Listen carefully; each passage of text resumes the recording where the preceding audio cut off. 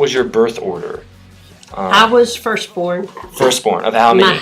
Of two. Of two. And my husband was firstborn of two. Okay. He had a younger sister, and I had a younger sister. All right. So I didn't have much experience, in intimate situations with a brother or anything. So living with a man was a pretty strange event. Oh. When you first get married, it's all new. It's all new. It's just new. And you do everything you can to try to make that perfect. And you learn from your mistakes, and you're not always right in what you do, but you learn from that. And those are the really fun times. And then when you have children, your focus has to shift a bit. You're still focused on your husband, but it shifts to your kids. And then as time goes on and your kids grow and they leave, which is now where we're at, you come back around to it's just the two of you again. And I think for me, I've learned that we really are friends. We've done this all together, but in the end, we've become best friends. I don't know that I really would have said that at the beginning of our marriage, because I just wouldn't have. I had girlfriends and I had, different things. But now it's the two of us, and we really cling to each other in that way and rely on each other as best friends. Well, I'm still very stubbornly for marriage. Okay. Because I saw them be stubbornly for marriage. And so kind of exponentially as that grows. And but sometimes it makes me lazy, because I know it's forever, so why worry about it? Yeah. Okay. So that recommitment to making it work is new to me, at least in my heart. Okay.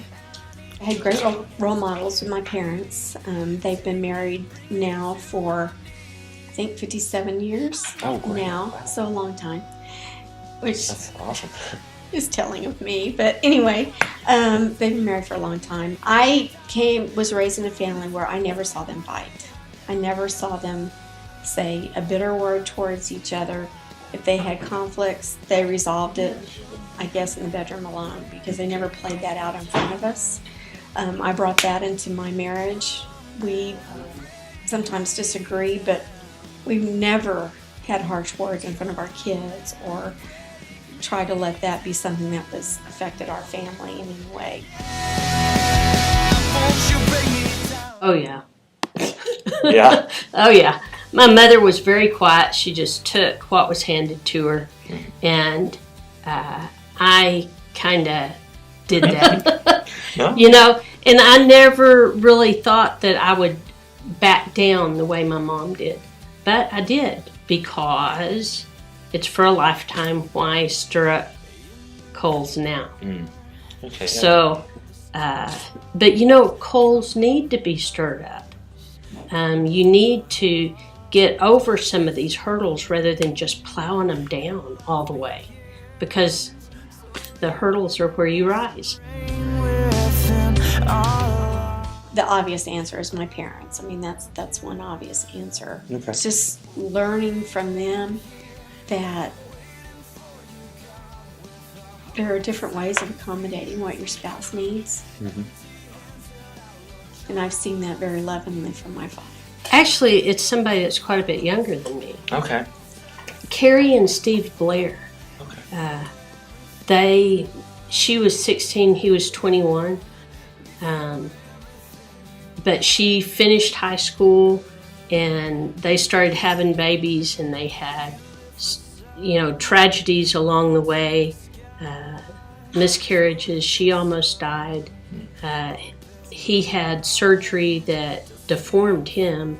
By the time I met him, everything was healed, and I didn't see him that way. Sometimes he was the one serving while she was very sick, and sometimes she was the one serving while he was very sick.